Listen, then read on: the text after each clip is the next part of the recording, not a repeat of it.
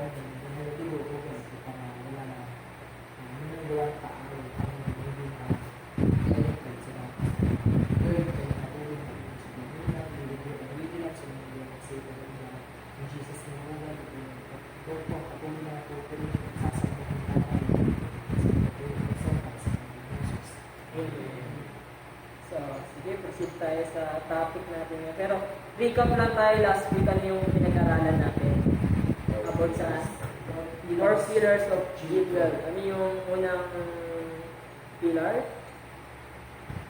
Win. Yun nga, yung way natin kung paano natin ma-win. Ano yung sinabi dun sa win? Anong meaning nun? Helping people to find the way.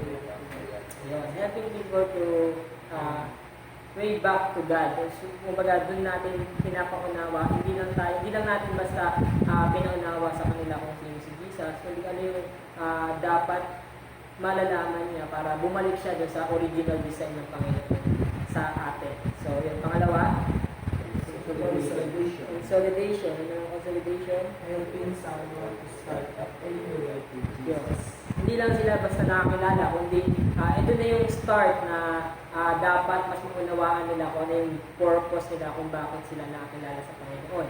At kung ano yung dapat nilang i-response or gawin habang sumusunod sa Panginoon. Pangatlo, discipleship. Ito naman yung tinitrain na natin ang bawat isa na maging next cell leader or mag-level up. So, pinapangunawas natin sa kanila kung ano yung dapat nilang gawin para mas mag-level up sila. Yeah. Hindi lang sila basta nakakilala, hindi lang nila naunawaan kung ano yung si Jesus sa buhay nila, kundi may dapat silang gawin. Then, ito na yung muli, send. Yun na, yung dapat na maunawaan natin. Ito na yung leadership na tinatawag na hindi lang ikaw nakakilala sa Panginoon, hindi mo lang naunawaan kung ano yung ginawa ng Lord sa buhay mo. Hindi mo lang alam kung ano yung, nalaman kung ano yung gagawin mo, kundi susunod ka. Kasi madali lang naman maunawaan na yung ano yung gusto ng Lord sa buhay ko na gawin. Pero hindi yung ibang Christian hindi ginagawa. So dapat, ito na yung start. Kaya tayo dito, yun nga, ang way ng pagtuturo ko is about may kailangan tayong gawin. Doon na tayo sa next level. Hindi na yung para sabihin sa inyo na mag-blessing kayo ng Lord o ano pa man. Kundi pinapaunawa ko sa inyo na may kailangan tayong gawin at dapat natin kumilos. So yun, 4. Then yung 4 na focus on mission, ano yung una? Restore your spiritual passion. Yun, napakahalaga doon sa buhay Kristiyano natin yung spiritual na meron tayo. Then pangalawa, keeping the gospel alive. Yun yung magpapapuspos sa atin doon sa espiritu yung sinasabi sa atin na meron. Yun yung magpapagrow. Sabi nga, kung pinapakain natin yung katawan natin, dapat mas pakainin natin ang spiritual natin. Kaya nandiyan yung cell group, devotion, church, at mga training. Kasi nakapakahalaga yan sa buhay Kristiyano natin. Then yung huli na ba? Tama ba? Pangatlo. Gearing towards spiritual ministry. Ano yung bagay na kailangan natin para magawa natin yung gusto ng Lord sa buhay natin. Then yung huli, strategy and spiritual multiplication. ayun. Yun yung bagay na kailangan natin makunawa. Yung sinabi doon, strategy. Yeah. So, through strategy. So, ngayon, ayun ang pag-uusapan natin ngayon. Na alam nyo na yung mga pinapagawa sa atin ng Panginoon. Pero, ito yung pag-uusapan natin. Ano dapat yung gawin natin? Ano ba yung mga strategy natin? Bilang Christian, bilang isang cell leaders, yung iba sa atin na mapopromote na maging cell leader o yung mapapunta pa lang sa cell leaders, ito yung mga strategy dapat na maunawaan natin. Napaka-importante ang strategies. Bakit? Ito daw yung strategy is working of the Holy Spirit. Strategy daw, ito na yung nag-work tayo sa by the Holy Spirit. Yeah. Bilang mga Christian or cell leader, kailangan mag-build sa atin ang strategy na maaari natin gawin sa buhay natin bilang mga Christian or anak ng Panginoon. Dapat lagi nag-build sa atin yan, yung strategy na yan. Kasi working by the Holy Spirit yan eh. Then, ito yung tatlong bagay na bibigyan natin ng solusyon. Una, ano ba ang magiging strategy mo sa ministry mo? Pangalawa, ano ba ang strategy mo higit sa gusto mong mangyari sa cell group or na hinahawakan mo? O kung may mga cell group na kayo. Pangatlo, nakasunod ba? Nakakuha ba? Carla, nasusundan mo ba? Una, ano ba ang magiging strategy mo sa ministry mo? Okay? Pangalawa, ano ba ang strategy mo higit sa gusto mong mangyari sa cell group na hinahawakan mo? Ano ba ang strategy mo higit sa gusto mong mangyari sa cell group na hinahawakan mo? Then pangatlo, ano ba ang strategy mo para totally magamit ka ng Panginoon dito sa mundong ginagalawan natin? Ano ba ang strategy mo para totally magamit ka ng Panginoon dito sa mundong ginagalawan natin? Nakuha? Carl? So yun, strategies. Napaka-importante sa bilang Kristiyano sa atin na meron tayong strategy. Kaya ito yung pag-aaralan natin. Pero buksan natin yung mga Bible natin sa Luke chapter 19, verse 1 to 9. Lucas sa Tagalog.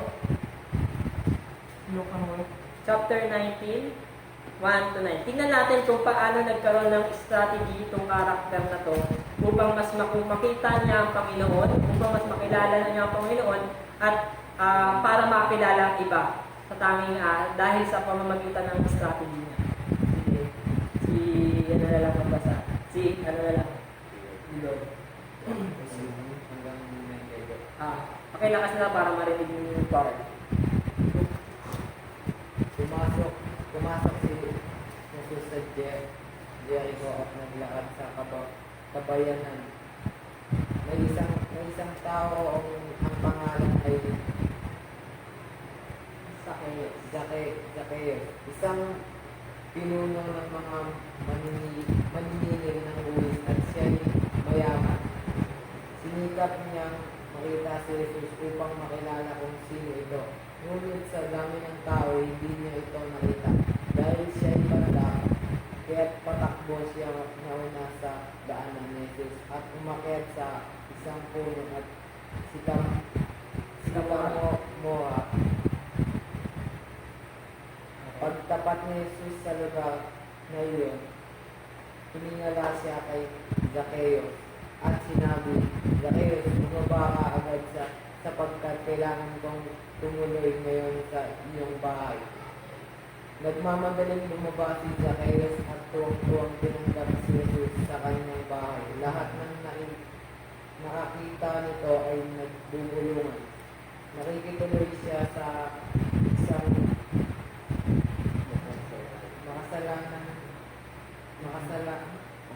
makasalanan, sabi nila.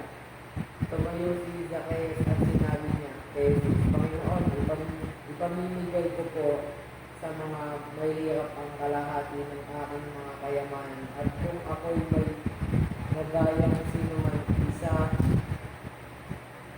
isa sa libo ito sa kanyang ng mga kaapat na beses. At sinabi sa kanya ni Jesus, ang kaligtasan ay dumating ngayon sa sambayan ito sapagkat anak ni Abraham ang tao ito. Yun. So, ito ang istorya. Merong isang tao daw na nangangalang Zacchaeus na kung saan ay ang trabaho niya ay maniningil ng buwis. Pero itong maniningil na buwis na ito, sobra ang sinisingil niya sa mga tao. Sobra. Kumbaga, sabihin na natin nanggugulang siya. So, that time, habang naniningil siya, may bulong-bulungan na about kay Jesus paparating. Paparating. Then, na-intriga siya. Na-intriga siya dun sa parang, sino yung Jesus na yun? Kasi hindi niya kilala eh. Hindi niya kilala si Jesus. Pero yun, yung narinig niya that time, yung kung paano yun nagpapagaling. Kasi ito yung paglalakbay ni Jesus eh, na marami na siyang pinagaling. At kumbaga, kilala na siya. Kilala na siya ng time na yun. Kaya yung narinig niya na kumbaga, nakakatulong ng tao to, na-intriga siya. Sabi niya, sino itong kasi feeling niya kasi sa sarili niya, siya yung pinakamayaman doon sa lugar nito eh. Pero na-intriga siya doon sa ginawa ni Jesus sa buhay ng ibang tao na nakatulong siya at merong mga milagro siyang ginawa. So, dahil narinig niya yun, sabi niya, pupunta siya at para makita at makilala si Jesus. Pero dahil nga maraming tao, si Zacchaeus, maliit lang na tao siya. So, sa daming tao, hindi siya makapunta doon at hindi niya makita yung, kasi puro matatangkad siguro yung nandun, hindi niya makita kung sino si Jesus. Then, nakaisip siya ng strategy. Kasi siya ng strategy na umakyat siya sa lampunan, sinasabing sikamora. Itong sikamora ito, hindi lang ito basta puno, ito ay puro tinig na puno. Pero dahil gustong-gusto niya na makilala si Jesus at makita si Jesus, kung sino siya, umakyat siya doon. Then, yun nga, nakita niya si Jesus at nakita din siya ni Jesus. Pinansin siya ni Jesus. Kaya masabi ni Jesus sa kanya, nakita siya, bumaba ka dyan, patuloyin mo ako sa bahay niya. Kaya nga ng iba, nagbubulong-bulungan, bakit sumasama si Jesus dyan? Ang guro dyan ay puro mga kasalanan niya. Kaya pumunta siya doon sa bahay ni Zacchaeus. Doon na nga yung time na may mga ginawa, hindi pa man natin kilala gusto ni Zacchaeus si Jesus, yun na, nag-open na si Zacchaeus sa kanya na ibabalik niya yung mga sobrang nakakuha niya ng ilang beses, ilang ulit. So, doon natin nakita doon sa istorya na yon na kung paano gumawa ng paraan si Zacchaeus para makilala ang Panginoon Jesus. Yan. Doon siya gumawa ng paraan kahit apakaliit niya, hindi niya makita, pero gumawa siya ng paraan.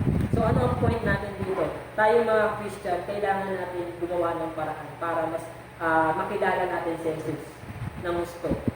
At tayo din, ganun din, na para mas may marami din makakilala sa Kanya. Ngayon, ito yung pag-uusapan natin. Ano-ano ba ang mga strategy ang dapat meron tayo bilang Christian or leader man, or sa leaders man? Ano-ano ba ang mga strategy na dapat meron tayo bilang Christian or cell leader?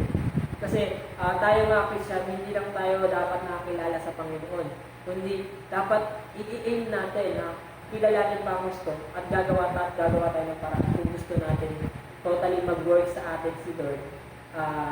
Gagawa tayo ng paraan para combine yung natin, yung gusto mangyari ng Panginoon Jesus sa buhay natin. So, unang strategies na dapat meron ng Christian or sa leaders.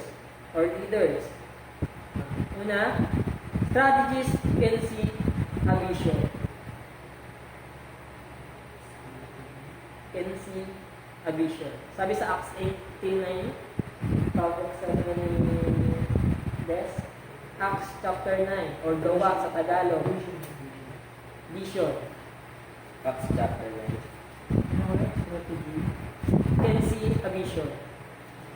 Acts chapter 9, 18 verse 9. 18 verse 9.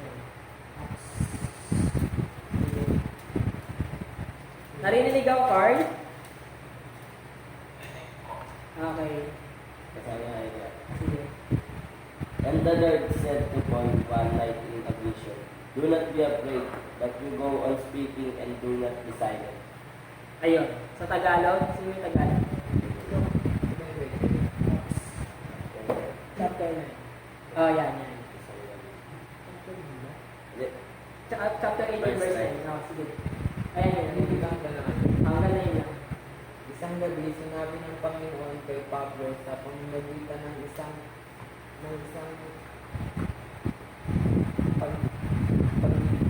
pagpangitain, huwag kang matakot, ipagpatuloy mo ang iyong pangangaral. Ano man ang mangyari ay huwag kang ipili. Amen. So nakita natin doon na kung paano pinakita ng Panginoong Jesus yung vision na meron ang isang Kristiyano. Na huwag daw tayo matakot. Sa atin bilang mga Kristiyano, kailangan natin meron tayong nakikitang vision sa ministry natin. Huwag nating hayaan na makontento lang tayo na kilala natin si Jesus. Dapat may nilook forward tayo sa ministry meron tayo. Dapat hindi lang tayo nakakilala, kundi nilook forward pa natin na magamit tayo ng Panginoon Jesus.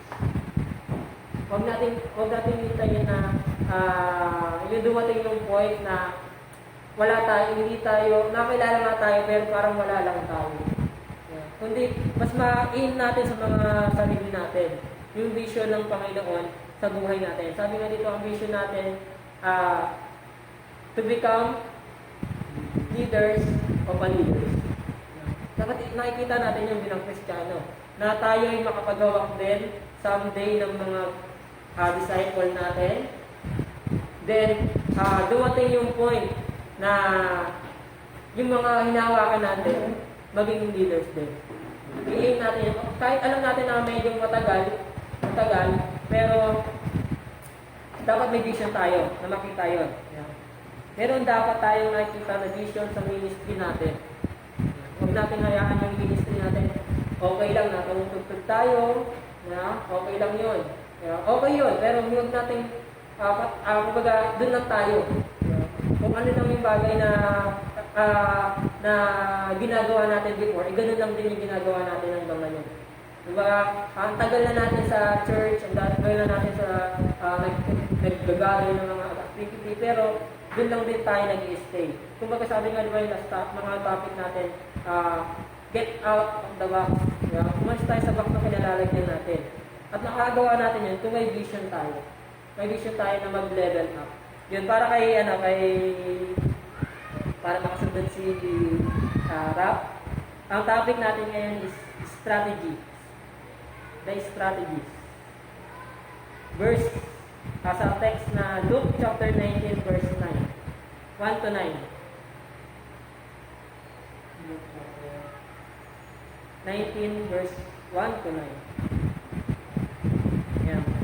Balikan mo na lang kung ano. Ayan yung buhay ni Zaccheo, kung paano niya nakilala si Jesus. So, una pa lang naman kami. So, yun. Marami kasing, tandaan po natin, maraming Christian, nagkiniklaim na Christian sila. Pero hindi nila hinahangan yung vision na meron ng Panginoon. Wala silang concern. Wala silang concern kung ano yung dapat nilang gawin. Kaya huwag natin hayaan na tayo, Christian, pero tiga-upo lang tayo. Lagi namin sinasabi yan, hindi nilalago, especially ikaw mismo, hindi ka lalago kung puro attendees lang tayo. Puro attendees. Importante na nandun tayo. Yeah. Pero huwag natin hayaan na puro kinig lang tayo. Kundi i-aim natin na magkaroon tayo ng yung tinapik nyo kanina na spiritual growth. Diba? Yung tinapik ni CJ. Na yung spiritual natin, maging concerned tayo. Hanggang saan na ba yan? Diba? Kahit gaano katagal tayo sa church, kahit gaano tayo katagal sa cell group, pero hindi ka concerned sa spiritual mo, wala pa rin. Kumbaga sabi nga nagkakaroon kasi yung Kristiyano ng one-way ticket. One-way ticket mentality. Na okay na nakaligtas na ako, napupunta ako sa langit, okay na yun. Diba? Dadating na lang, hintayin mo na lang yung kamatayan mo. Pero hindi dapat gano'n ng mga Kristiyano. Ayaw ng Panginoon ng gano'n. Kaya nga yung umalis siya dito sa mundong ito, di ba? Sabi niya sa mga disciple na go and make disciple. Hindi naman yan sinabi go and make members. Hindi sinabi yon ng Panginoon. Kundi disciple. Ang disciple at members ay magkaiba. Ang members, attendees, pasaway sa church, yeah, pupunta late, yeah, pupunta sorry. So, kumbaga, may kailangan gawin ng disciple compared sa members. Kaya tandaan natin yan, hindi tayo member, kundi disciples tayo ng Panginoon. So, yung vision natin, na tinawag tayo ng Panginoon para kumilos. Then, pangalawa, strategies to know careful planning. Careful planning. Sabi sa Proverbs 16:9, pabasa mga dyan. Proverbs, Proverbs 16:9. 16:9. English din ba yan? Hindi ako lang. 9. The heart of man plans his way, but the Lord establishes his steps. Amen. Si Carl, may Tagalog ka dyan, Carl? Proverbs, hallelujah. Sige nga, mabasa nga yung Proverbs 16:9.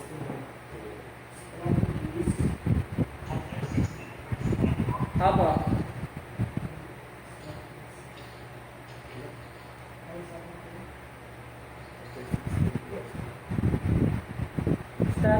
Strategies, no, careful lang.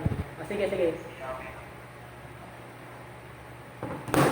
Palakas nga, Carl.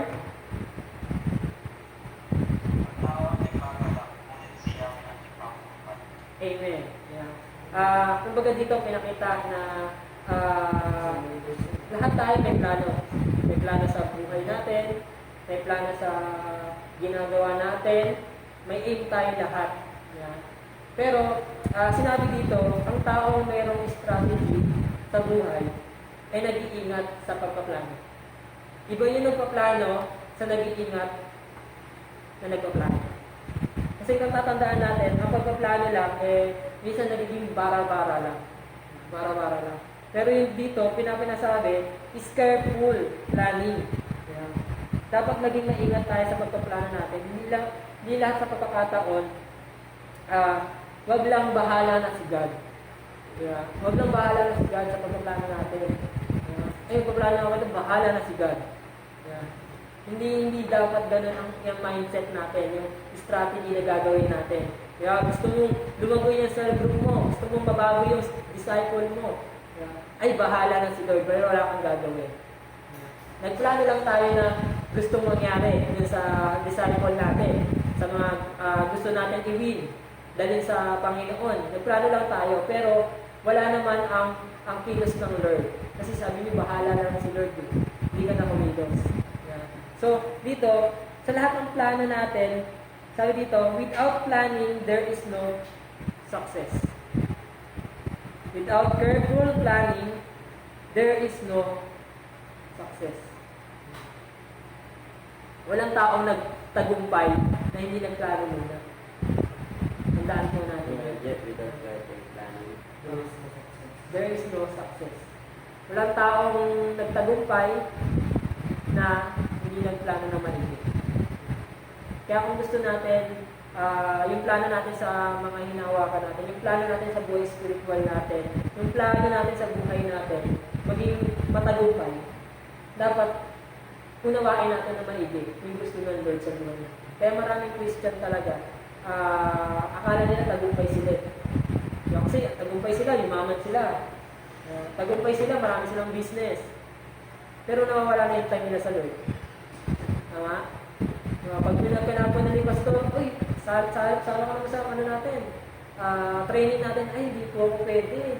May business po kasi ako hinahawakan. May mga ganon. Ay, hindi po ako pwede, may liga ako. Diba? Ay, hindi po ako pwede, may trabaho ako. Diba? Last topic natin, di ba? Isang bagay doon, dapat available tayo. Kung gusto natin mag-grow spiritual, lagi dapat available tayo sa Panginoon. Hindi pwedeng sulbot lilitaw tayo.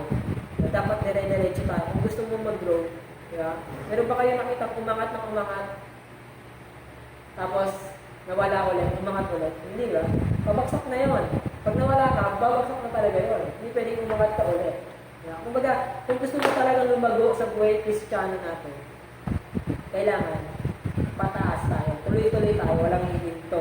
So, isang bagay is dito sinasabi ko, tandaan natin ang buhay Kristiyano ay hindi biro. Kaya dapat mag-ingat tayo sa mga plano natin. Kasi once na hindi tayo naging mag-ingat sa magiging decision natin sa buhay, especially sa ministry meron tayo, mabilis tayong mawala. Kaya maraming tao, maraming Christian, nawawala. Ngayong kala mo, on fire, biglang mawawala. Kasi hindi nila iningatan yung plano ng Lord sa buhay. Sa atin, bilang mga Kristiyano, pinapaunawa sa atin, magkaroon tayo ng strategy sa pag-iingat sa pagplano natin sa buhay, sa mga desisyon natin. Huwag natin hayaan na bahala na si God. Hindi pwedeng ganun, bahala na si God. Sabi nga nasa tao ang gawa, sa Diyos ang awa. Pero ngayon nangyayari, parang Diyos na lang Diyos na lang lagi, bahala na si God. Magkakapera din ako, bahala na si God. Pero hindi ka naman nagkakaroon ng trabaho. Ang plano natin, dapat naging aayon sa Panginoon. Sabi nga sa verse, di ba? Nasa Lord yung katagumpayan natin. Yung mga planong ginagawa natin, ang Lord na magpapatagumpay na hindi sa sarili natin. So, yun yung pangalawa. Dapat may careful planning tayo sa buhay natin bilang mga anak ng Panginoon. Sa cell group natin, kinabibilangan, sa cell group na inawakan natin, ano ba yung plano natin sa kanila. Basta lang ba tayo makapag-gather ng cell group? Yeah. Basta, ako yung na natutunan ko sa ilang years na ako naging cell leader, 5 years. Ayun yung natutunan ko na talagang kapag hindi mo pinursige yung gusto mo mangyari sa grupo mo, hindi magkakaluto. Pero yun, thankful ako dahil kahit nangyari yung mga kasama natin na wala rito, na naagaw ng mundo, pero andito kayo, na talagang sumusunod sa Panginoon. Kaya nga, isa sa mga bagay na gusto mo mangyari sa Lord sa buhay natin, ay magamit tayo. Amen? So, yun. Then, pangatlo,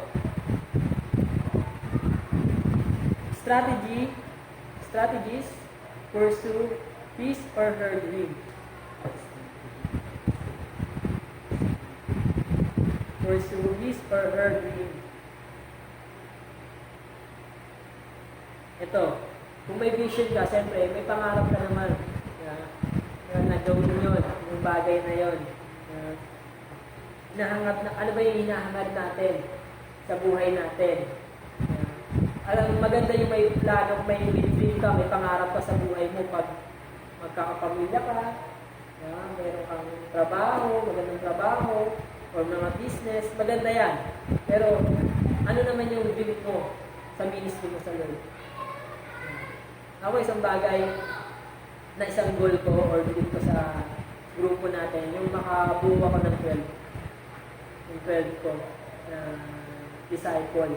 Na talagang yung 12 na yun, kikilos, sabay-sabay kami kikilos, sabay-sabay namin ipapriority ang Lord, sabay-sabay kami gagawa sa mga gusto ng Lord sa buhay namin. Ayaw mo mangyari na magbuo ako ng 12, pero iilan lang ang gagawa. Nakabuo ka nga ng 12, pero iilan lang yung gumagawa. Kaya nga nagbuo si Jesus ng 12. 12 niya para makatuwang niya. At ganun din tayo. Dapat, kung gusto natin, i-aim natin makabuo tayo ng 12, yung tutuwang sa atin, yung isa yung vision natin. Hindi pwedeng iba-iba vision natin na gusto nung isa, ito siya, gusto yung isa, hindi magkakatagpo. Kumbaga, dito, strategy natin na i-pursue natin yung dream natin. Kung ngayon, napakaliit pa ng dream mo, magagawa mo yan. I-pursue natin, kung ikaw gusto mong lumago spiritual sa sarili mo, ipurso mo yan, gumawa ka ng paraan para mag-grow ka spiritual. Huwag mo hayaan na manglamdam ka, diba? Manglamig ka. Yeah. Huwag mo hayaan, kundi mas pag-apuyin mo yan sa sarili mo. Ikaw ang gagawa ng paraan yan. Hindi kami, makakatulong kami, pero ikaw ang mismo bibilos na. Kung gusto mo mapuspos ng banal na Espiritu, ma-fulfill ng salita ng Panginoon, magbasa ka ng Bible.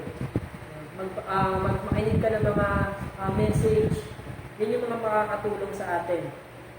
I-pursue natin yung dream natin at yung dream natin sa ministry natin. Ginagawa natin ang lahat para makuha natin kung ano ang pinapagawa sa atin ng Lord.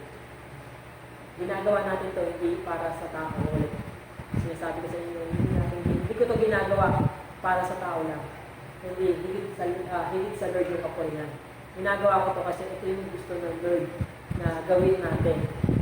Kahit mahirap, kahit may mga talagang hindi inaasahan na magpapadown sa'yo, pero dahil andyan ng Lord, siya yung tinitignan mo, mapapalakas tayo dun sa bagay na yun. So, huwag natin hayaan na hindi natin makamit yung dream natin.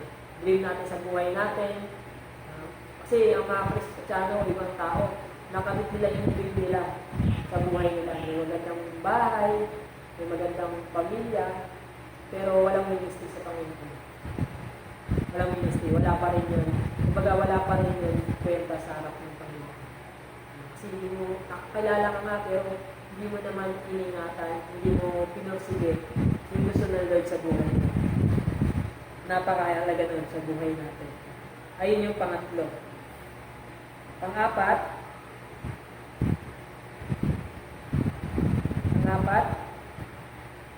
strategies combines planning with supernatural faith. Strategies combines planning with supernatural faith. Pabasa nga ng Mark chapter 11 verse 23. CJ. With supernatural faith. Strategies combines planning with supernatural faith. Mark alam na Mark chapter 11 verse 23. Mark 11:23. Truly I say to you, whoever says to this mountain, be taken up and thrown into the sea, and does not doubt in his heart, but believes that what he says will come to pass, it will be there for him. Sa Tagalog, First 23. Tandaan kung kayo'y nananampalataya sa Diyos at hindi kayo nagkakalindangan, maaaring yung sabihin sa bundok na ito, umalis ka riyan at tumulong ka sa dagat. Ito nga ay mangyayari. amen. So, doon pinakita na merong kakaibang faith na ipinakita ang Panginoong Jesus doon na kung meron kang supernatural faith, hindi lang basta faith, pwede mo ilipat ang bundok sa karagatan. Yan. Kung isipin natin, imposible. Yeah? Pero kung meron tayong supernatural faith na sinasabi, kaya-kaya natin. Kaya-kaya natin.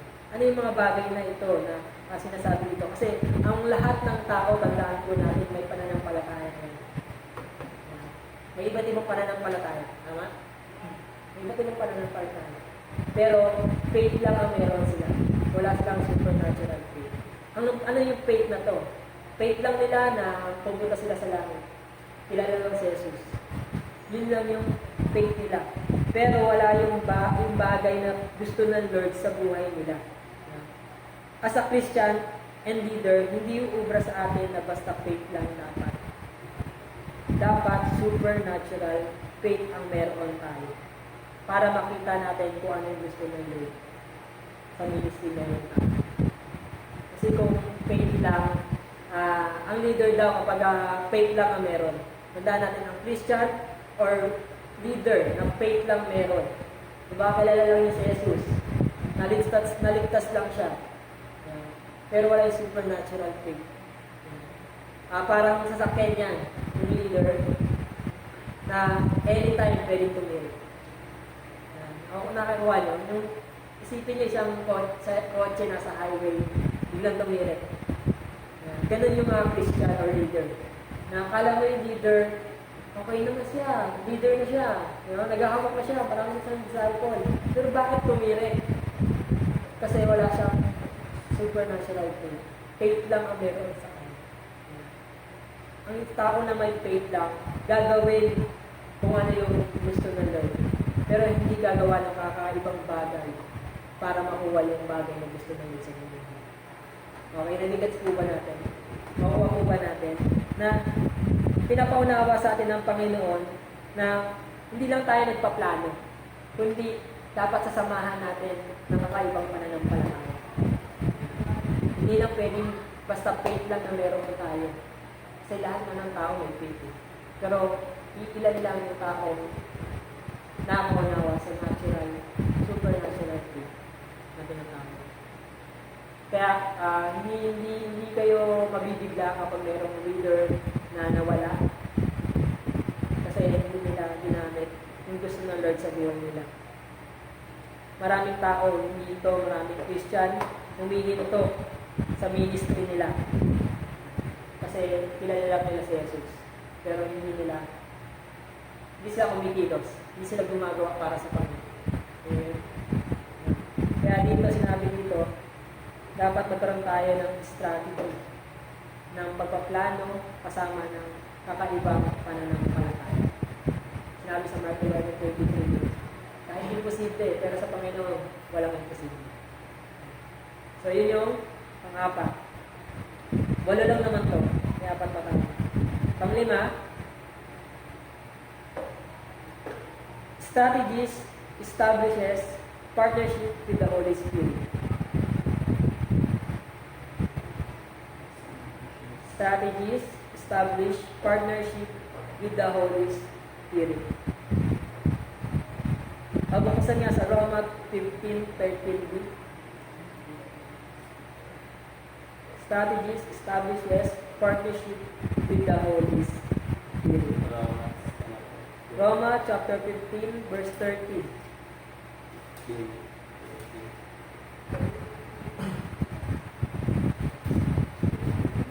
Ah, 13. Sige, babasa kasi ito mas maganda Tagalog.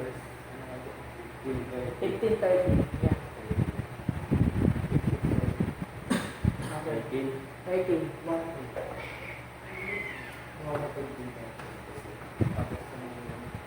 13 lang. Kuskusin nawa kayo ng Diyos na siyang bukal na pag-asa at naway pagkalooban niya kayo ng kagayahan at kapayapaan sa pamamagitan ng inyong pananampalataya upang magumapaw ang inyong pag-asa sa pamamagitan ng kapangyarihan ng Espiritu Santo. Amen. So, doon, pinakita na ang design ng Lord sa mga anak niya dito sa lupa ay may pag-work with the Holy Spirit. May pag-work tayo by the Holy Spirit.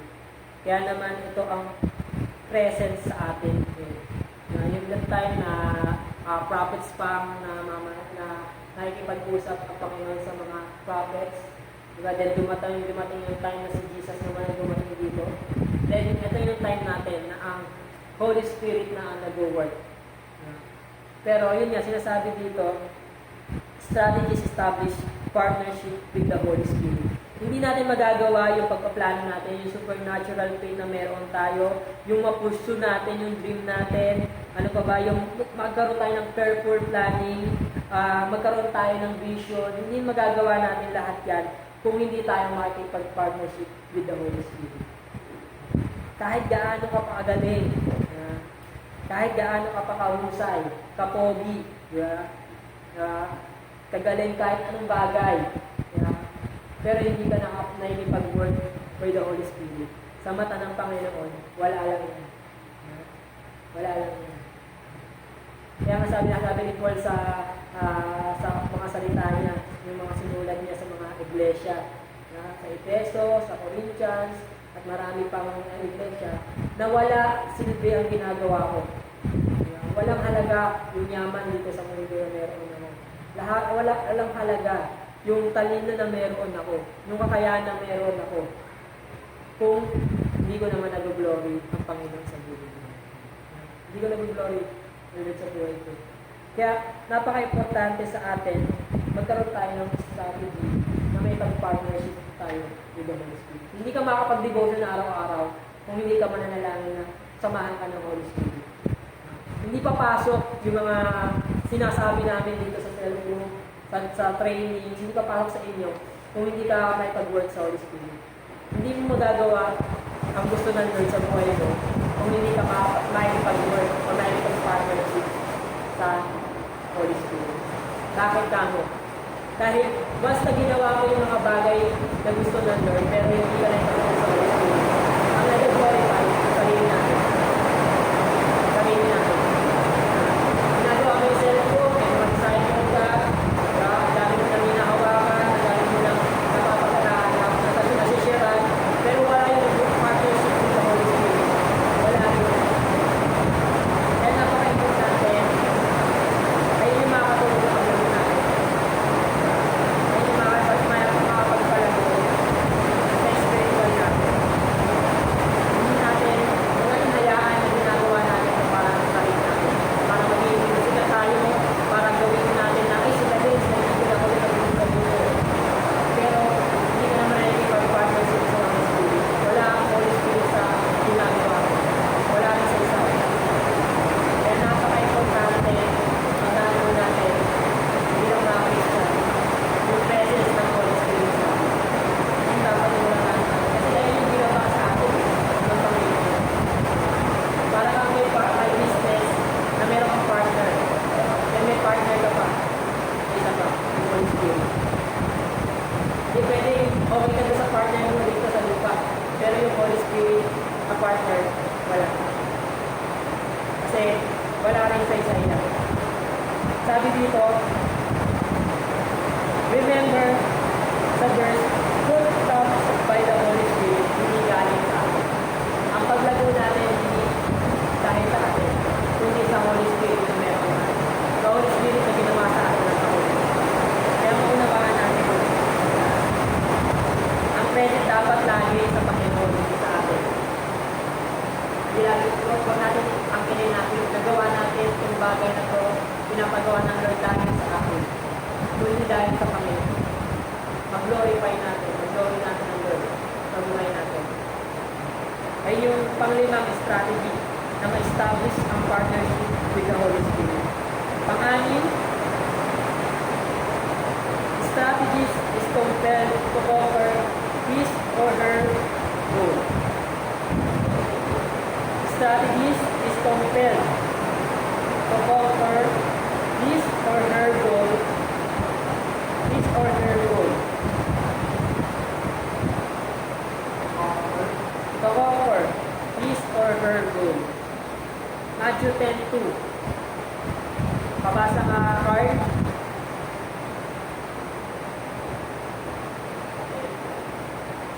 Matthew 10:2.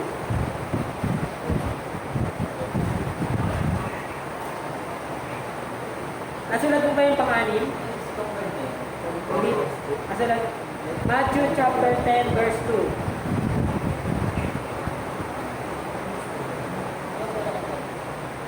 Compel. Parang complete tapos pinag-palitin kayo sa kanya. Ano ba sa Tagalog ang compel? May pagsagutaan, parang may paglaban, parang gano'n. Oo.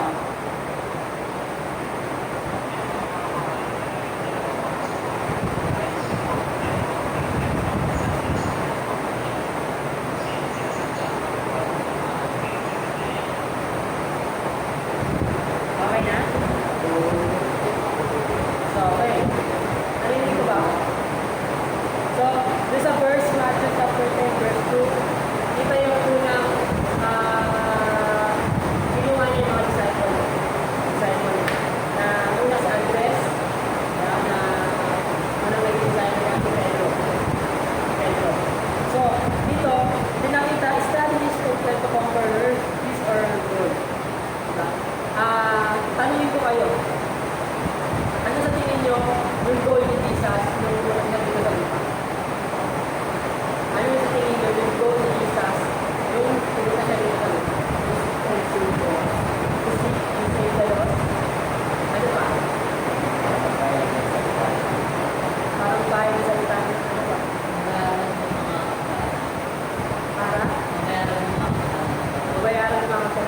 pa? Ligtas yung mga tao dapat. Ligtas ang mga tao sa kasalanan. At yung isa pa, meron pa isa. Para mag-decide. Pag-disciple. Then, go and make disciples. Okay, patingin mo. Anong dahilan kung bakit dinasalit? Para maligtas ka. Pero isang bagay din na ginawa niya doon is meron siyang katawa. Sinasabi niya 12 disciple. Binuo niya yun. Kaya yun yung isa rin sa goal niya na makakuha siya ng disciple, tutulong sa kanya at mapaunawa kung ano yung gagawin niya dito sa lupa, which is to seek and save the lost. Kasi nakita ko dito na ginawa ni Jesus yun para may iwan siya. What if kung hindi niya ginawa yung 12 disciple na yun? Nawala siya, umakyat siya sa langit. Walang nakaunawa sa ginawa niya. Parang lang parang mayroon nang nagpakamatay doon sa labas. Kaya, parang mayroong pinago lang doon sa labas. Pero hindi na unawaan kung ano yung ginawa. Kaya naman, yung disciples niya, kinuplit niya, 12 disciples. Hindi naging 13, hindi naging 15, 12 disciples na. Kasi, ayun yung tututukan niya para iwan niya doon sa mga bagay na pinapagawa sa kanya dito sa lupa. Nag-gets po natin. At tayo, dapat ganun din yung maging strategy natin. Dapat ma-conquer natin yung goal natin. Ano ba sa atin? Kung ako bilang cell leader, ang goal ko yun nga, mabuo yung 12 disciple, mabuo mo this year, mabuo ko yung 12 disciple. Sa atin, kung hindi ko tayo mga cell leader, ano ba yung mga gusto nyo i-conquer sa buhay nyo?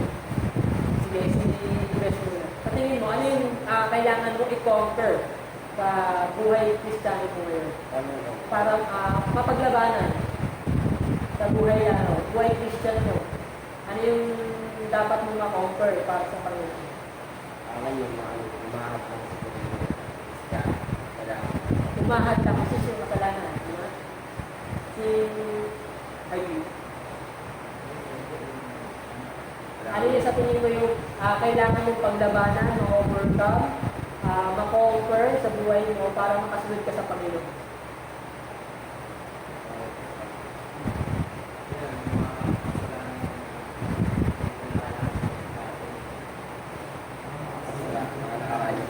Mga nakaraang kasalanan o pas mo. Si Jack, Yung parang mga kasalanan sa mga dahilan, parang nagdadahilan ko parang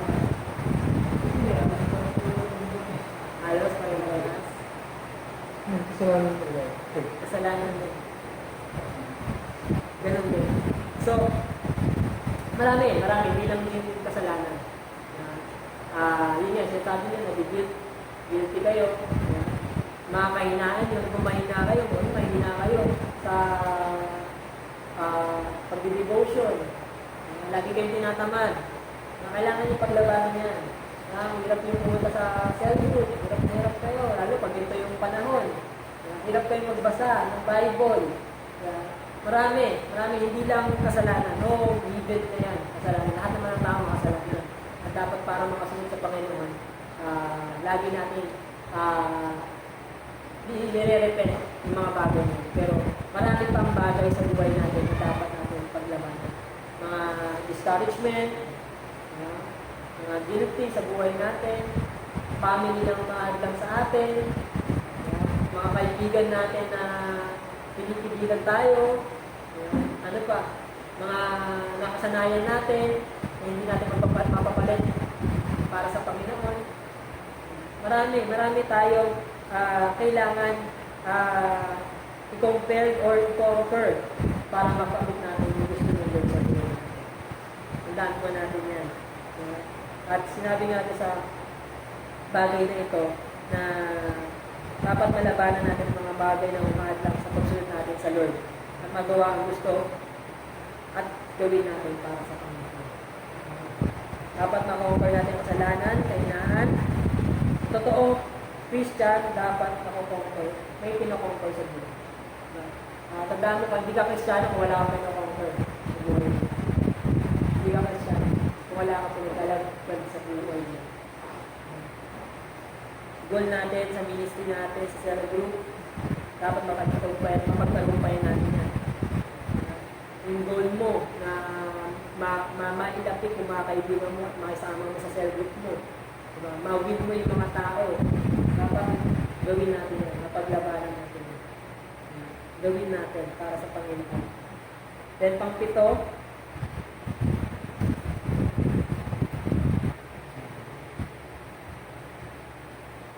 strategies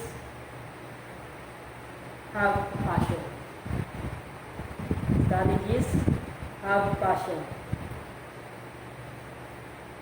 Nasusundan pa, Carl? Sabihin mo pag hindi ka nakasamparalan.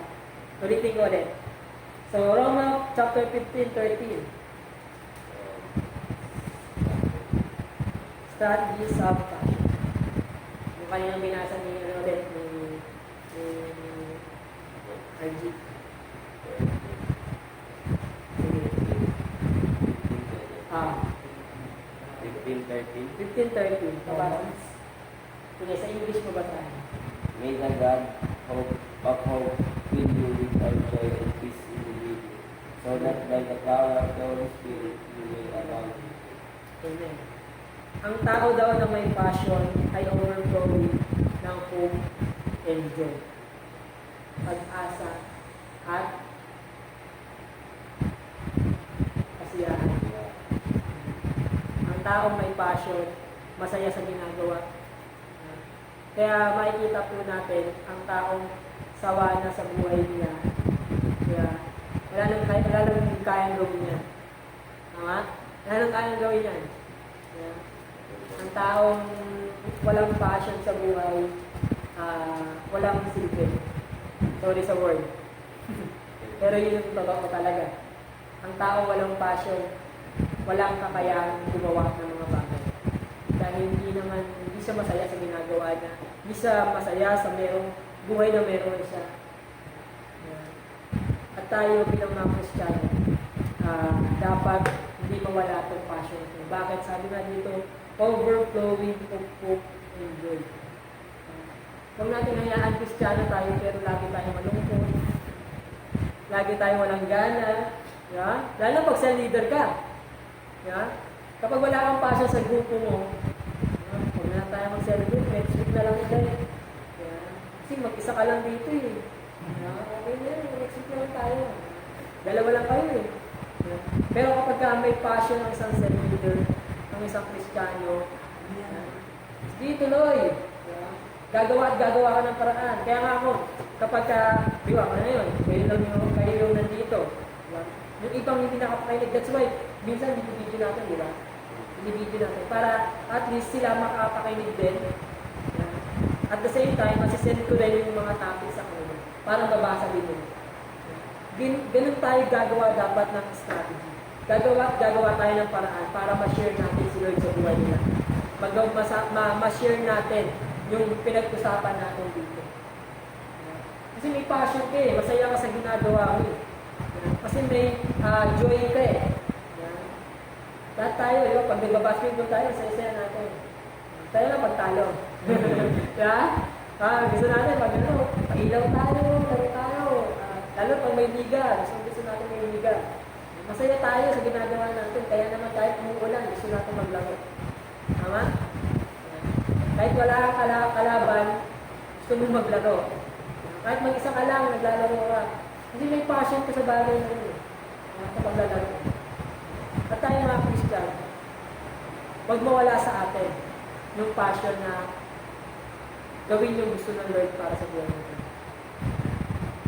Makumlit natin, magawa natin yung mga training, magkaroon tayo sa cell group ng time, passion natin, makinig na salita ng Panginoon, magkaroon tayo ng passion dyan, sa pagbabasa ng Bible. Alam niyo po, ang pagbabasa ng Bible, isang bagay yan para makapag-motivate sa atin. Para magpagaan ng nararamdaman natin. Nagpapasaya sa atin yan. Nagbibigay pag-asa sa atin yan. Diba? Kaya yung mga taong walang nagpakamatay dahil lang sa love life, dahil iniwan na ng asawa, diba? Diba? Na-depress. Diba? Kasi hindi sila ano eh. Kumbaga, wala silang salita ng Panginoon sa buhay mo. Ganun, aminin na natin. Kahit minsan sinasabi ko, naririnig ng ibang tao to, corny mo naman, Lord, corny. Basta ng Bible, corny. Hindi ganyan, hindi ganun. Pero yun yung totoo. Yun yung totoo. Ang taong nawawala ng gana sa buhay, hindi puspos ng salita ng Panginoon. Walang taong nakakapag-motivate dyan. Makakapag-motivate ang tao, pero iba pa rin ang salita ng Panginoon. Tandaan mo na. Iba pa rin ang salita ng Panginoon. Kasi yung salita ng Panginoon, panghabang buhay yan. Ang salita ng tao, ngayon lang yan. Kaya pag nakaranas ka na ng pagsubok, mahina ka na naman. Pero kapag tumanim sa isip mo yung salita ng Panginoon, diba? Kahit ano pang mangyari, kahit anong discouragement pa, kahit ano pang marinig mo na sinasabi ng iba, diba? Wala kang kwenta, wala kang silbi, pero dahil puspos ka ng salita ng Panginoon, nakikita mo yung halaga na. Nakikita mo yung halaga. Kaya, yun, dapat magkaroon tayo ng passion sa buhay natin bilang mga Christian. Especially tayo mga cell leaders. May passion dapat tayong magturo, mag-share ng gospel, kumilos para sa Panginoon, kumilos para sa ministry. Kailangan natin. Kailangan natin. Lalo sa panahon ngayon, maraming tao talagang hirap ang sitwasyon dahil sa nangyayari sa mundo natin. Kaya tayo yung dapat maging passionate sa mga ginagawa natin. Nakita natin na ang buhay Kristiyano na mayroong kasama ang Panginoon sa buhay natin. Napakahalaga. Huwag natin makita sa kanila Kristiyano ka, pero lagi kang problemado. Emotion pa sa Facebook. Mga Kristiyano ka, tapos ganyan yung pinutoast mo, puro negative. Diba? Hindi makakatulong. Yan. Emotion, iniwan ako ng crush ko. Diba? Hindi ako sinagot ng crush ko. Wala daw ako ng tao. Hindi na share, diba? Kristiyano ka, nagpapasa ka lang ng negative spirit sa ibang tao. Tama? Yeah. Kapag Kristiyano ka, ikaw dapat yung motivation nila. Ikaw yung parang magbibigay sa kanila sa patang kapapagalitan ng salita ng Panginoon. Kaya sabi ko sa inyo, lagi kayo mag-share ng salita ng Panginoon. Through Facebook, my day niyan, o yung pumumuha niyo nakalagay dyan. Yeah. Lagi kayong share niyo yung gospel ng Panginoon kasi lahat ng friend mo makakakita niya. Hindi man ma-view, pero darating ang time, mag-view nila. Pag nabasa nila ang pakatulong sa buhay nila, pasasalamatan ka pa nila. At saksi ako dyan. Then yung mali, strategies have wisdom and innovation. Strategies have wisdom and innovation. Sige nga, pabasa ko yung hirap-rap sa Tagalog. First King dyan. Bago bumunti lang dyan. Bago, yan, si Rap-Rap. First King, chapter 3, 10 to 15. Okay. Number 8 na to, uling-uli na to. Strategies of wisdom and innovation.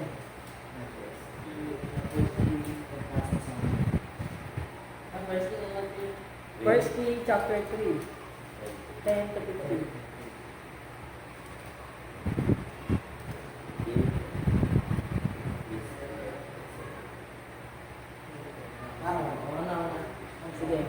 Sige. At ang pangusap ay nakalagay sa kanya. Ang hinihingi ni Solomon ang bagay na ito. 13 ba ito? At sinabi na Diyos sa kanya, sapagkat iyon hinihingi ang mga bagay na ito. At hindi mo hinihingi sa iyo ang harang buhay. O hinihingi mo man sa iyo ang mga kayamanan. O hinihingi mo man ang buhay ng iyong mga tao. Kundi hinihingi mo sa iyo katalinahan upang kumulala ka. Kahatol. Narito, aking ginawa ayon sa iyong salita. Narito, aking binigyan ka ng isang pantas at matalaking puso na ano't walang nalilingaya sa una iyo. O may habangan ng sinamapatawaran. 13. At akin ang ibinigay sa iyo ang hindi mong hindi. Ang kayamanan at kayo, din ang katawan. Na ano pa, walang maging gaya mo sa pangalan. Sa lahat ng iyong nakakaarawan. 14. At kung ikaw ay lalakad sa aking mga daan, upang ingatan ng mga palatuntunan at ang aking mga utos, gaya ng nilakad ng iyong ama ng sindahin, ay akin na papalahunin ang iyong mga kaarawan. 15. At nag-isip si Salomon, at narito, Yahweh ng panaginip, at siya'y napalabas sa Jerusalem. At nalusarap ng maganang ito ng Panginoon, at nagandog ng mga handog dito sumulit. At nagandog ng mga handog tungkol sa kawataan. Buwan ng kasayahan sa lahat at hindi mo Amen.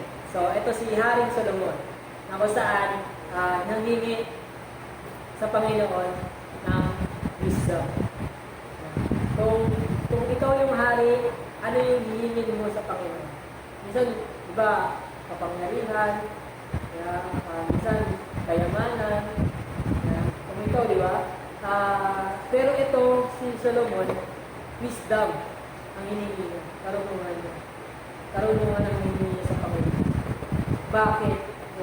Kasi, ganun kahalaga ang wisdom na meron dapat tayo. Ang karunungan nagmumula sa Panginoon. Kasi nakita rin ng Panginoon sa kanya na bakit ganun yung hinihingi niya. Kung ako yung bibigay sa kanya ng bagay na yun, bakit yun? Pero sinabi niya dun, di ba, kahit hindi niya hinili yung kayamanan, kapangyarihan, ibibigay niya. Dahil pinili niya yung pinaka-importante, which is yung wisdom. At sa atin bilang mga Kristiyano, bilang mga cell leaders, napaka-importante na lagi yung wisdom ng Panginoon ang hingin natin. Huwag natin hingin ng girlfriend na tayo. Huwag natin hingin, Lord, sana promote ako sa trabaho. Lord, sana sagutin ako ng prospect. Huwag natin hingin. Hingin lagi natin na tulungan tayo ng Panginoon. Bigyan ng wisdom ng Panginoon para magawa natin yung bagay na yun. Diba? Hindi tayo lalago at makakapagbabago ng buhay kung wala tayong wisdom ng Lord sa ating buhay. Tandaan po natin yan, especially sa mga cell leaders. Hindi mo matutulungan ang mga disciple mo o mismo yung sarili mo kung walang wisdom ng gagaling sa Panginoon. Hindi mo magagawa yung pito na to, na nauna. Hindi mo magagawa lahat ng pito na nauna kung wala kang wisdom ng Panginoon. Ganun ka-importante. Hindi ka mag-grow sa ministry mo, sa cell group mo, kung walang wisdom mo. Tandaan po natin. Kaya laging hingin natin, di ba? Hingin natin na ang wisdom ng Lord ang ibigay sa atin. Through by His Word. Kaya napaka-importante talaga. Kaya naman yung Bible, lagi namin sinasabi yung basahin nyo. Kasi dyan nanggagaling ang wisdom ng Panginoon. Dyan manggagaling yung kalakasan na meron tayo. Dyan manggagaling yung bagay na gusto na ibigay at kaya pagawa sa atin ng Panginoon. Kaya kung hindi mo babasahin yan, kung hindi mo pag-aaralan yung Bible, oo, mahirap i-memorize lahat yan. Pero kung binabasa natin, mas maunawaan natin kung ano natin. At matutulungan natin ang ibang tao. Yeah. Meron tayo sa akin kasi may nagtanong about kay Elias, gano'n. Dahil nabasa ko siya, na-share ko sa kanya. At natulungan ko siya sa bagay niya. Pero tayo, paano natin matutulungan, mapaliwanag ang Bible sa kanila? Mapaliwanag yung buhay Kristiyano na meron tayo kung hindi tayo gagamit ng armas, which yung Bible natin. Yung Bible. Kaya napakahalaga yan. Kaya minsan yung iba nakakalukot, nilulumot na yung Bible, basa na ng gagambang Yan. Yeah. Kasi nga, yun nga, yung bagay na magagawa natin yung mission natin dito sa mundo ay pinapagawa sa atin ng Panginoon. Kung yung wisdom ng Lord ay yun. Kaya maraming Kristiyano, hindi nila unawaan yung pagiging Christian nila. Kasi hindi sila puspos ng wisdom sa salita ng Panginoon. Kaya tayo habang bata pa kayo, bata pa tayo,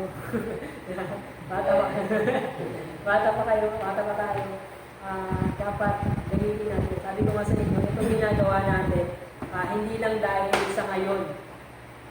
Hindi lang dahil sa ngayon. Kasi darating yung time, magkakapamilya tayo. Yung kahapon, di ba?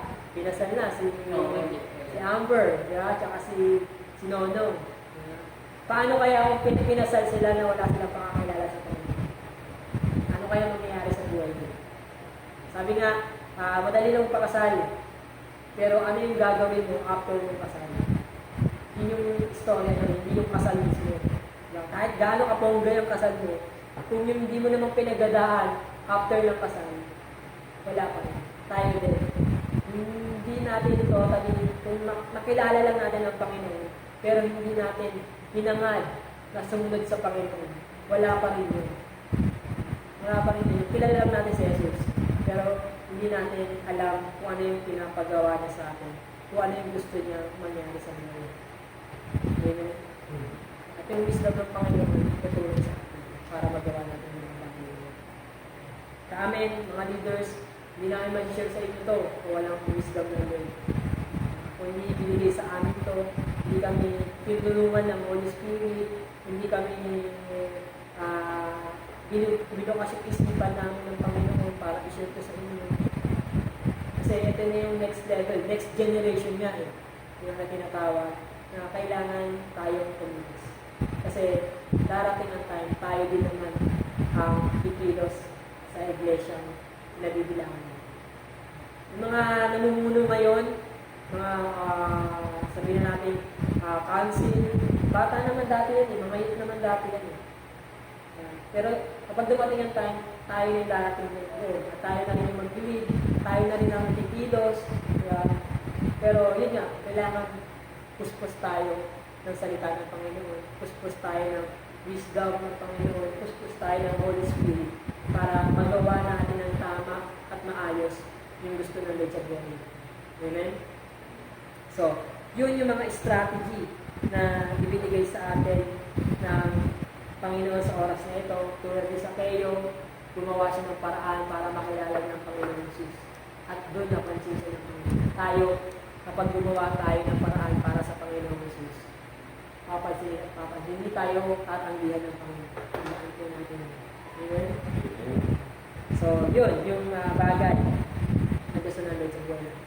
So, ngayon naman, kayo naman, sharing about sa topic natin, experience, realization, ano yung gusto nyo dagdag sa topic natin, na-realize. So, sige, sana natin sa mga may hawak na cell group. Si Jan Jan. Because strategy of the Holy Spirit, hindi ka umikilos ng sa'yo lang. Not in our own way. Hindi pa rin tayo makadepende sa iyo. Kaya, meron din yung pagpagdumulit ka nila.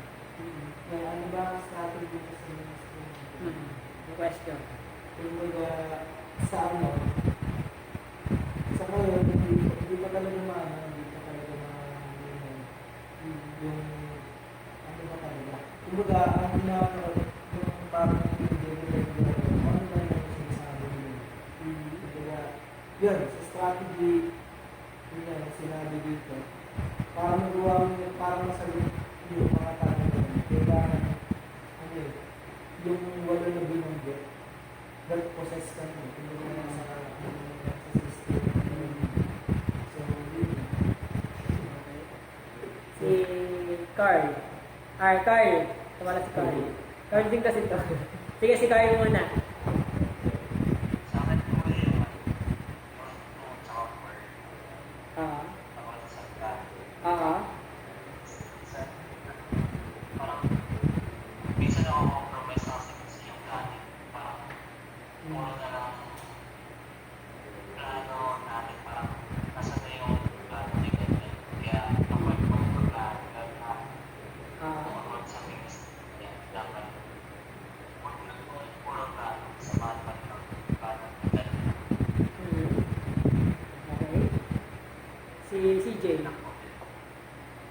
Thank you, Carl.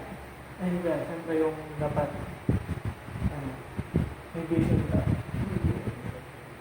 Na, dapat may hihingi ka din, siyempre diba pa, pag yung goal mo, kumbaga, dapat nakikita mo yung goal mo. Tapos, doon na yung time na dapat, yun nga, may strategy kung paano mo i-aim yung goal. Is, ayun na, diba, parang yung sa pag-leader. Siyempre, kailangan may strategy ka kung yung mga dapat yung goal. And siyempre, dapat, hindi yung parang laging, sigad yung bala.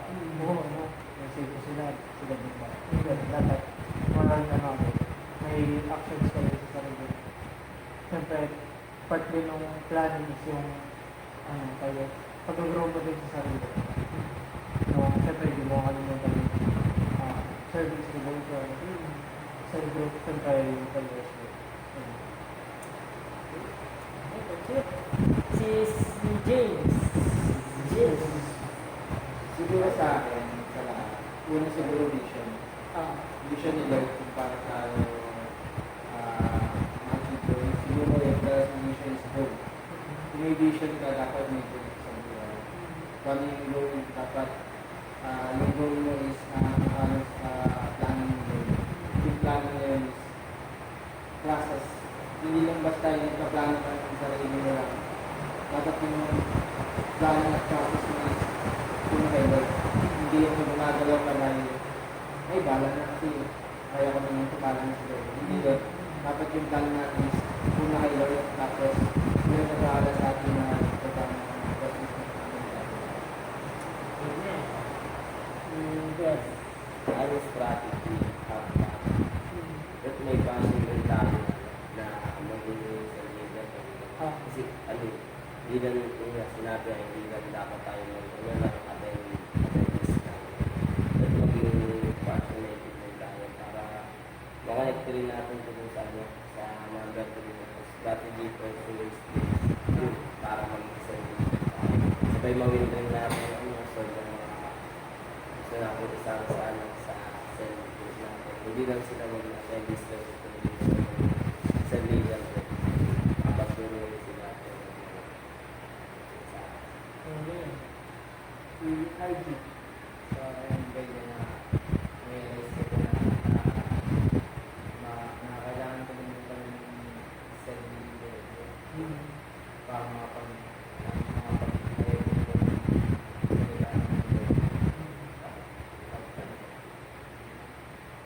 saka yung mga natuwa ko po mga share din ko yung sarili tapos hindi ko dito para makinig lang ko mga nampalataya.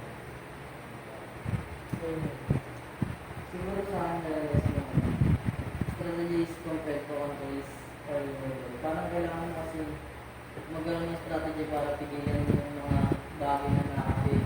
Pigilan yung mga bagay na may bibig siya para kalimutan siya. At yung sa passion, kasi pag may passion ka, sa ginagawa mo masaya ka, para hindi ka nababawa, hindi ka natatang, tuloy-tuloy mo nagagawa kasi nga masaya. Kasi siguro yung sa wisdom din. Kasi pag humingi ka ng wisdom kay Lord, parang ayun na nga, parang kaya mo nang gawin mo kasi nga yung salita na ng Lord yung nasa. So, kung mapapansin natin, ito is, lahat ng strategies na to is konektado sa bawat isa. Kaya naman, talagang kapag ginawa natin itong 8 ito, kasana natin may magbabago sa ginagawa natin, may magbabago sa gusto natin mangyari sa hinahawakan natin, may mga kakaibang bagay na papakita ang Lord sa buhay natin. Tandaan po natin yan. Hindi tayo bibiguin ng Panginoon kapag sumusunod tayo sa gusto niya, sa mga bagay na gusto niya sa buhay. Dahil ang hangad ng Panginoon ay mapabuti tayo. Mapabuti tayo at bigyan tayo ng maayos na buhay. Para pag dumating yung time na makakasama na natin siya, ayun nga, proud na proud tayo na umarap sa kanya. Amen. So, yun. Kilos, tumilos tayo, gawin natin yung mga napapakinggan natin, yung gusto ng Lord sa buhay natin. At asahan natin, tutulong man at tutulungan tayo ng Panginoon sa lahat ng bagay. Amen? So, yun. At maraming salamat sa topic ng Panginoon sa bawat isa sa atin. Nawa, nakatulong ito at sa susunod na mga araw, magamit natin ito sa buhay natin. Amen? So, yun. Announcement. Wala naman kasi medyo ang nangyayari ngayon, ayun, through online pa rin ang natin, service natin. Kasi kapag NGCQ na, ayun na yung time yung magkakaroon na tayo ng service dito. Kasi ang ng IFTF is 50% kapag NGCQ, 50%. Then kapag BCQ, 10%. So, pero yun nga, nililimitan pa rin namin ang mga 21 pababa. Hindi pa rin pwede mag-service. So, at saka yung mga seniors, yung pwede. So, range tayo na 22 or 21 to 49, mga ganun. So, hindi pa rin. So, yun. Ano ba? Bukas, sa mga manonood, na kasi national yung panonood natin, sabay-sabay tayong sasalit sa Sena. So, prepare kayo tayo ng drinks, juice, or ano, saka tinapay or biscuit na pwede yung gawin para makasabay sa sa community. Yung kapalan na ako. Oo, ganun. So, sinare naman namin sa group yung link ng national. Hindi ka nito. So, gumising tayo alas 8. Bago mag-alas 8, dapat ready na tayo. Okay? May mga tanong pa ba?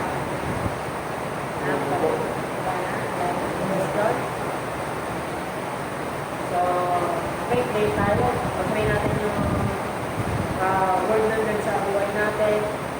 Prayer request. Wala ba? Prayer request. Prayer request. So, sige. Okay, pray tayo, Carl.